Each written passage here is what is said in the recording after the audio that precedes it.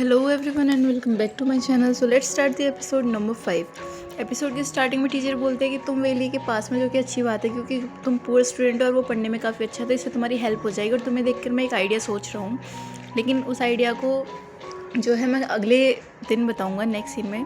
Next scene में हमें सब बच्चों को दिखाते हैं, कोई फांक्शु लिख रहा होता है, कोई वेली लिख रहा होता है, जैसे इन दोनों के बीच में कोई कॉम्पिटिशन या शर्त लगी होती है। तो सभी बच्चे यही सब कर रहे होते हैं। तभी टीचर आते हैं और वो कहते हैं कि मैंने सोचा है कि मैं इस क्लास में दो का ग्रुप बनाऊंगा और तुम सभी बच्चों को 1100 स्कोर करना है। जो बच्चा 1100 स्कोर कर लेगा उसको तुम जो बोलोगे हम वो करेंगे, लेकिन वो थोड़ी सेंसेबल भी होनी चाहिए जो हम पूरी कर सकें आपकी विश। तो इस पे दिलाई बोलता है कि मुझे एक सेपरेट रूम चाहिए। एक लड़की कहती है मुझे आगे बैठना है, मेरी आंखें वीक हैं। तो एक लड़का पूछा पेयर बनेंगे कैसे। तो इस पर टीचर बताते हैं जो फर्स्ट आएगा वो लास्ट वाले बच्चे के साथ पेयर करेगा, जो सेकंड आएगा वो सेकंड लास्ट। इसी तरह एक पुअर स्टूडेंट और एक जो पढ़ने में अच्छा है वो स्टूडेंट रहेंगे साथ में। तो इस हिसाब से सारी पेयरिंग हो जाती है। वेले का और फांगशु का एक साथ पेयर बना होता है। तो वेले उसको समझा रहा होता है कि मुझे हम दोनों को कैसे भी 1100 पॉइंट स्कोर करने हैं, बिकॉज टीचर मैं एक विश पूरी कर सकता हूँ। अपनी टीचर के पास ऐसे टिकट्स हैं जिससे मैं एक बहुत ज़्यादा अच्छा फॉसिल फ्यूल देख सकता हूँ, जो कि एक ऐसा चांस है जो मैं सिर्फ अभी देख सकता हूँ, फिर मुझे कभी मौका नहीं मिलेगा। और तुम भी पढ़ने पे ध्यान दो। बट जो फांगशी होती है उसको कोई ध्यान ही नहीं होता, वो सिर्फ अखरोट खाने में बिजी थी। तो वो कहता है कि कल सुबह 12 बजे मेरे को लाइब्रेरी में मिलना, लेकिन बहुत देर हो जाती है फांगशी जब तक आई नहीं होती है। तो यहाँ पर वो बोलता है तुमने क्वेश्चन कैसे ठीक करा। तो वो कहते हैं मैंने तुक्का मारा है। फिर वो बोलता है तुमने इसके नीचे वाला भी क्वेश्चन ठीक कर रखा है। वो फिर बोलते हैं मैंने तुक्का मारा। तो वो कहता है पेपर में तुम्हारा तुक्का नहीं चल पाएगा। तो वो बोलते हैं तुम ऐसा कैसे बोल सकते हो, क्या पता और अच्छा तुक्का चल जाए, तुम हमेशा नेगेटिव ही सोचते हो। तो वो कुछ नहीं बोलता और कहता है कितनी अजीब है ये लड़की। फिर वो कहती है मुझे टीचर, क्योंकि मैं मॉनिटर हूँ तो मुझे टीचर ने जो है स्टडी मटेरियल लाने के लिए बोला है। तो वो कहता है कि अच्छा चलो। तो स्टडी मटेरियल लेते हैं। तो बार बार इसी को देख रही थी। तो जो बुक्स ली होती हैं वो उनमें से एक बुक पढ़ रहा था वेले, और उसे देख देख के बस स्टैंड पे बहुत ज़्यादा खुश हो रहा था। तो वो झाँकने लग कर कहते अरे ये तो लीदी लाई की तरह गंदा सा कीड़ा है। वो कहता है कि नहीं, ये लीदी लाई की नहीं तरह नहीं बल्कि तुम्हारी तरह है। तो एकदम से अचानक जो वेले है वो एकदम से फांगशु को अपने टाइटली पकड़ लेता है खींच के अपने साइड में। पता लगता है कि उसके पेरेंट्स की कार उधर आके खड़ी होती है और उसके पेरेंट्स फाइनली उसको स्कूल की ड्रेस में देख लेते हैं। एंड नेक्स्ट सीन में इन दोनों की इन्वेस्टिगेशन चल रही थी। यहाँ पर वेरी उसको अपनी गर्लफ्रेंड बताता है। तो वो बोलते हैं कि तुम हाई स्कूल की ड्रेस में क्या कर रहे हो, तुम्हें तो अभी कॉलेज के सेकेंड ईयर के ऑटम सीजन में होना चाहिए। तो वो कहता है कि ये मेरी गर्लफ्रेंड है, इसको स्टडी मटेरियल चाहिए था इसीलिए इसके साथ हूँ। तब उसकी मम्मा क्वेश्चन करती है कि तुमने स्कूल की ड्रेस क्यों पहन रखी है। तो वो कहती है ये स्कूल की ड्रेस नहीं है बल्कि हमारे मैचिंग क्लोथ्स आउटफिट्स हैं। तो वो जाने लगते हैं कि हमें चलना चाहिए। तभी उसके फादर जो स्ट्रिक्ट होते हैं बहुत, वो कहते हैं मैंने बोला तुम्हें जाने के लिए। तो इस पर फांगशु बोलते हैं देखिए अंकल, और यही मुझे पसंद करता है, एक तरफा वन साइडेड मेरे को तो बिल्कुल नहीं पसंद है अभी तक, तो मुझे तो जाने दीजिए। तो उसकी मम्मा कहती है बच्चों को डराओ मत, जाने दो। तो ये दोनों बाहर आते हैं। तो यहाँ पर वेली जो है फांगशु को बहुत ज़्यादा थैंक यू करा था कि थैंक यू तुमने मेरी हेल्प करवाई, लेकिन तुम्हें बुरा लगा हो तो सॉरी, मैंने तुम्हें अपनी गर्लफ्रेंड के करके इंट्रोड्यूस करा दिया। कहती कोई बात नहीं, और तुमने इतनी बड़ी बात मुझसे इतने दिन छिपा कैसे ली, मेरी बात होती तो मैं 3 दिन नहीं छिपा पाती। तो वो कहता तुम मेरी बात तो छिपा लोगी ना, कहीं इतनी जल्दी ये सबको बता दो। तो वो कहती है अरे अपनी सीक्रेट्स ही तो नहीं छिपा पाती, तुम्हारे तो मैं ज़रूर छिपा लूँगी। तो यहाँ पर ये दोनों पिंकी प्रॉमिस करते हैं और पीछे से वेले की मदर भी आ रही होती है। तो वेले और उसकी मम्मा जो एक दूसरे से बात करने लगते हैं बैठकर। तो वेले की मदर बोलती तुम अपने पापा से इतनी देर तक झूठ नहीं बोलना चाहिए, तुम अभी स्कूल जा रहे हो। एंड उसको कुछ पैसे देती है। तो वो मना करता है कि मैं पापा के पैसे नहीं लूँगा। तो वो कहते हैं मेरे कमाए हुए पैसे हैं, इसे तुम ले सकते हो। तो सीन यहाँ से कट होता है और पहुँच जाता है स्कूल की तरफ। तो नेक्स्ट सीन में फांगशु और वेले एक साथ बैठे होते हैं। तभी एक लड़की आती है और कहती है कि क्या तुम्हारा कुछ चल रहा है। वो मना कर देता है। और जैसे ही स्कूल की छुट्टी होती है एक लड़की वेले से मिलने आती है और कहती है तुम्हारा उस लड़की के साथ कुछ चल तो नहीं रहा। तो वो मना कर देता है और जाने लगता है। तभी वो चिल्ला चिल्ला के बोलने लगती है कि उसका ना उसकी फैमिली का फ्यूनरल बिजनेस है और तुम उससे दूर रहना, वरना वो जो है तुम्हारे लिए बैड लक ले आएगी। तो गुस्से में वेले कुछ नहीं कहता और गुस्से में वहाँ से चले जाता है। तो जब फांगशु जो है वॉशरूम में जा रही होती है उसके ऊपर कोई पानी डाल देता है। तो वो गुस्से में जैसी बाहर निकलती है और कोई नहीं वही लड़की होती है, और जो कि वेले को पसंद भी करती है, इसीलिए ये सब चीज़ें कर रही थी क्योंकि उसे किसी और लड़की का क्लोज जाना वेले के पसंद नहीं है बिल्कुल भी।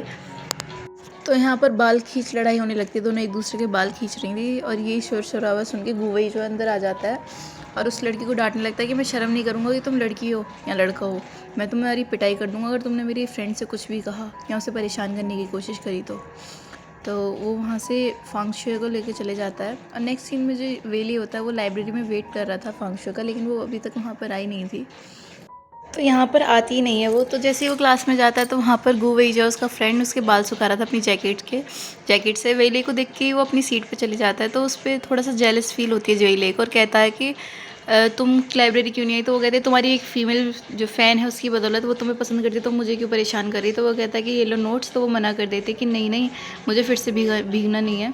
तो उसको चिढ़ाने लगता है तुम और तुम्हारे फ्रेंड दोनों लूज़र हो। तो वो खड़े होकर पूरी क्लास में अनाउंसमेंट करती है कि अगर मैं 50 पॉइंट्स ले आई तो तुम्हें मुझसे माफ़ी मांगनी पड़ेगा, नहीं ला पाई तो मैं तुमसे माफ़ी मांगूंगी। तो देली बोलता है कि हमें पता है तुम वेले को पसंद करती हो, तो कृपया करके ये ड्रामा मत करो। तो दोनों ही एक साथ, जैसे ही वो बोलता है कि तुम पसंद करते हो, दोनों एक साथ शट अप बोलते हैं उसको। तो ये वही शर्त होती है जहाँ पर हमें दिखा रहे थे सभी बच्चों नाम लिख रहे थे फांगशुए वेले का। तो नेक्स्ट सीन में हमें दिखाते हैं कि यहाँ पर ये चश्मे वाला लड़का ये बोल रहा था कि फांगशुए इसलिए 1100 स्कोर करना चाहते ताकि वो वेले को जिता सके, और क्योंकि वो उसको पसंद करती है, और वेले ये सब चीज़ें सुन रहा था। तभी वो लड़का कहता है कि लड़कियाँ ना 3 चीज़ें बताता हूँ कि जब उनको क्रश होता है, तो सबसे पहले वो सुंदर दिखते तैयार होती हैं। तो आज के ही दिन, सुबह के ही दिन जो है फांगशुए उसके लिए एक क्लिप लगा के आई थी और थोड़ा सा मेकअप करके आई थी, जिसकी वजह से सब उसको देख रहे थे, और ये सब चीज़ें वेली सोच रहा था। तो वो दूसरी चीज़ बताता है कि वो तुम्हारे ग्लास बॉटल से कुछ ना कुछ पीने की कोशिश करेंगे, और आज ही जो है वेले की बोतल से फांगशुए ने पानी पिया था, और फिर बोलती है सॉरी मैंने ध्यान नहीं करा। तीसरी चीज़ वो बताता है कि लड़कियां उनसे दूर भागने लगती है ताकि वो शो ना कर सके वो उन्हें पसंद करती हैं, और ये चीज़ भी वेले के साथ हो चुकी थी। तो ये सब चीज़ें सुनकर उसको थोड़ा अजीब लगता है, बट वो सुन भी रहा था ये सब चीज़ें। तो वेले बोलता है मुझे फांगशुए कुछ ना कुछ बताना पड़ेगा। तो वो क्लास में जाके फांगशुए से बोलता है कि देखो मुझे चिट में लिख के कुछ कहता है, वो चिट फेंक के कहती है मेरे मुंह पे बोलो जो भी बोलना है। तो वो कहता है कि मुझे रात के टाइम बाहर मिलना स्कूल के पीछे। तो वो कहती ठीक है, और जैसे ही वो दोनों मिलते हैं तो वेले उससे चीज़ें क्लियर करने लगता है कि देखो मैं पढ़ने के लिए आया हूँ और मुझे किसी से भी कोई रिलेशन नहीं रखना है। तो इस पर फांगशुए बोलते हैं ओ बेवकूफ़, मैं तुझसे रिलेशन रखूँगी, अपने ज़्यादा दिमाग के घोड़े मत घोड़ा। और वहाँ से ये सब चीज़ें बोल के चली जाती है अपने रूम में पढ़ते पढ़ते ही सो जाती है। तो नेक्स्ट सीन में फांगशुए 2 लड़कियों की बातें सुन लेती है, जहाँ से उसे पता लगता है कि कुछ आर्ट्स युवान से जो है एक ट्यूशन क्लासेस में एडमिशन ले सकते हैं, जिससे दावा करता है कि वो हमारे मार्क्स इंप्रूव कर देगा, एंड अगर हमें उसका समझ नहीं आया तो वो हमारे रिफ़ंड कर देगा।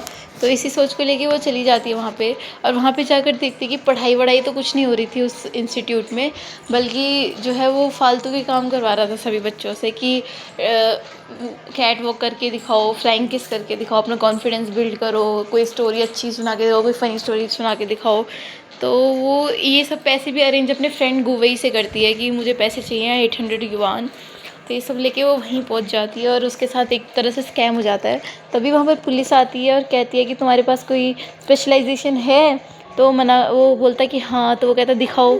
तो उस पर कोई स्पेशलाइजेशन होती नहीं है। तो इस चीज़ में उस इंस्टीट्यूट के मालिक को जो है अरेस्ट कर लेते हैं, और यहाँ पर हमारे फांगशुए के साथ ऑलरेडी स्कैम हो चुका था।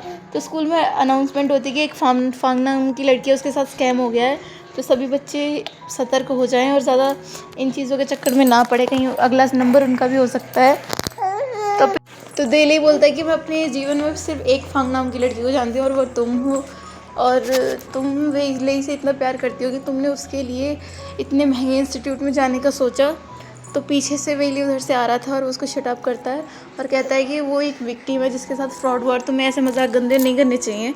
और उसको वेली को भी लग रहा होता है कि ये शर्त जीतने के लिए मुझसे शर्त जीतने के लिए और मुझे अपना बनाने के लिए ये सब कर रही है। तो उसके पास जाके वो बोलता है कि अब मुझे तुमसे कोई भी शर्त नहीं रखनी है। तो इस पे जो है फांगशुए बोलते हैं अब तुम पीछे नहीं हट सकते हो, पूरी क्लास ने हम पे शर्त लगा रखी है। तो यहाँ पर अपना सारा दुख लेके अपनी फ्रेंड के पास पहुँच जाती है। वो बोलते हैं तुम हमारे आसपास तुम कितने अच्छे स्टूडेंट्स हैं, तुम उनसे हेल्प ले सकती थी, बट तुमने ये रास्ता चूज़ नहीं करा एंड गलत का चूज़ करा, एंड आगे से ध्यान रखना। और उसको समझाने लगती है तो वो भी उसकी बात मानती है। तो नेक्स्ट सीन में उसको अपनी नोट्स मिलती है एक बुक में, और उसको लगता है कि उसकी फ्रेंड शेन नहीं रखे हैं सब, तो उसको थैंक यू बोलने लगती है। शेन जिंग को लगता है कि वो पहले की किसी बात के लिए थैंक यू बोल रही है, तो वो कहती है कोई बात नहीं। एंड उसको हर बुक के हर पेज में कोई ना कोई नोट्स मिलने लगता है, और वो हर जगह उन नोट्स को पढ़ने लगी थी, और जिससे उसको बहुत अच्छी तरह से समझ भी आ रहा था। तो फाइनली एग्ज़ाम वाला दिन आ जाता है, एंड एग्ज़ाम के आफ्टर रिजल्ट जो है बहुत अच्छे थे फांगशुए उस हिसाब से। तो यहाँ पर फांगशुए अपनी शर्त जीत चुकी है। तो नेक्स्ट सीन में जो है वो शेनजिंग को लेकर बहुत ज़्यादा गोल गोल घूम रही थी, क्योंकि उसे तो अभी तक यही लग रहा है कि उसके जो नोट्स बनाने की हेल्प है वो सिर्फ शेनजिंग ने करी है। तो वो कहती है शेनजिंग तुम्हारा बहुत बहुत शुक्रिया, तुम्हारे नोट्स की वजह से ही मैं इतने अच्छे स्कोर कर पाई हूँ। तो वो कहती है कि लेकिन मैंने तो कोई नोट्स रखे ही नहीं, और बुद्धू ये तो मेरी राइटिंग भी नहीं है। तो इस पर वो बहुत ज़्यादा हैरान हो जाती है, और शेनजिंग जो है पीछे से उसको देख कर हंस रही थी, बिकॉज शी नो कि वो हैंड राइटिंग और किसी की नहीं, वेले की, और वो नोट्स और किसी के नहीं, सिर्फ और सिर्फ वेले के हैं। तो थोड़ी देर में फेंगशू भी ये इस चीज़ समझ जाती है। एंड दूसरी तरफ वेले पे सारे क्लासमेट जो जोर दे रहे थे कि अब तुम्हें माफ़ी मांगनी पड़ेगी, अब तुम हार चुके हो शर्त। तो फेंगशू उसके पास जाती है और कहती है कोई ज़रूरत नहीं है तो मुझसे माफ़ी मांगने की। एंड बच्चों से कहती जो भी तुम शर्त थी तुम्हारी वो हम दोनों मिलकर पूरा कर देंगे। सभी बच्चे खुश हो जाते हैं और वहाँ से चले जाते हैं। तो फिर वो वेले से थैंक यू बोलती है और कहती है कि थैंक यू, तुमने मुझे नोट्स प्रोवाइड करे। और इसी क्यूट सीन के साथ जो है ये एपिसोड होता है यहीं पर ख़त्म, क्योंकि दोनों एक दूसरे के साथ में बैठे थे बट अंदर ही अंदर खुश तो दोनों ही थे।